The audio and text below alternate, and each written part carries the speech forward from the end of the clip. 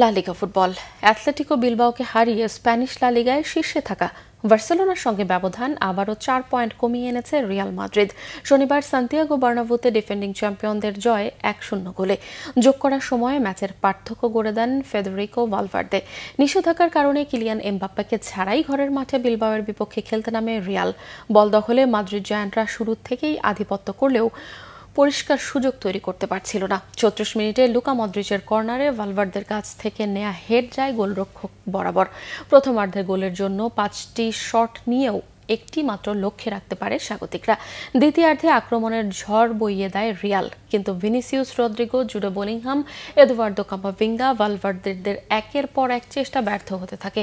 ৭৯ মিনিটে ভিনিসিয়াস দারুণ নৈপুণ্যে বিলবাওয়ের জালে বল পাঠায়, কিন্তু 20 মিনিট আগে দানি সেবাইসের বদলি নামা এদ্রিক অফসাইডে থাকায় গোল মেলেনি। অবশেষে 7 মিনিটের যোগ করার সময় তৃতীয় মিনিটে ভালভার্দে গোল করে স্বস্তিতে ভাসায় স্বাগতিক শিবিরকে। এই জয়ে টেবিলে 2-এ থাকা রিয়ালের 32 ম্যাচে পয়েন্ট হলো 69। সমান খেলায় 73 পয়েন্ট নিয়ে শীর্ষে রয়েছে বার্সেলোনা। লিগে 2 জায়ান্টেরই বাকি 6টি করে ম্যাচ।